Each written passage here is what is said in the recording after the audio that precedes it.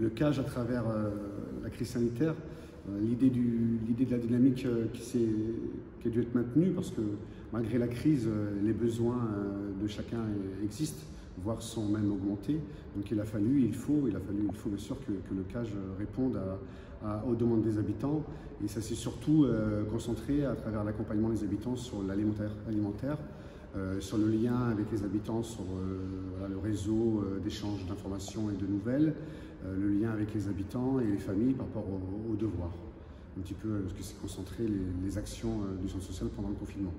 Le CAGE et les actions pendant l'été. L'idée première, bien sûr, c'est d'accueillir les enfants et les familles dans des bonnes conditions et aussi de mettre en place des accueils un peu peut-être différents d'habitude à travers l'été apprenant et les colos apprenantes. Donc on a quatre colos apprenantes et une école ouverte où pendant ces temps-là, les enfants vont être accueillis dans une dynamique bien sûr de loisirs, mais aussi une dynamique de remobilisation sociale, mais aussi autour des savoirs. Et là, les thématiques de cette année sont bien sûr autour de la BD, pour nous qui nous semble évident, parce que la BD est un outil incontournable de travailler autour des savoirs et de l'accès au français. Donc on a axé nos quatre séjours sur la thématique de la BD. Il y a aussi une école ouverte qui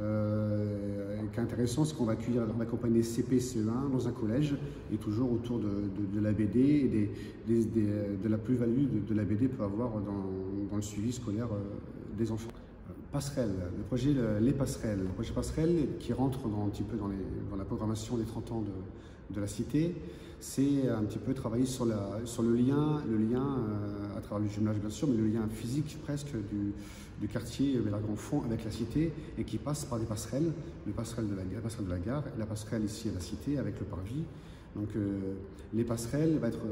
des événements sur le territoire du 15 juillet au 24 juillet à travers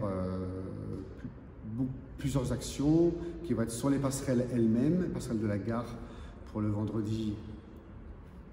17 et sur le passerelle ici à la Cité le 24.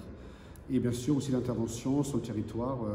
avec les enfants sur plusieurs autres territoires, Saint-Hérex, Soyaux, pour aussi mobiliser et accompagner les enfants à travers l'art. Et là on parle un peu de danse à travers le groupe Izumi et l'école de danse avec Nathalie Lemasson sur les événements qui seront mis en place sur les passerelles et sur le territoire, concoctés bien sûr par l'équipe, et qui seront des moments autour de la danse, bien sûr encore une fois avec Izumi et l'école de danse, mais qui vont être des moments un peu populaires pour pouvoir un peu valoriser ces moments, valoriser cet art, et surtout pour nous très important la symbolique, le lien existant entre la Cité et le CAGE.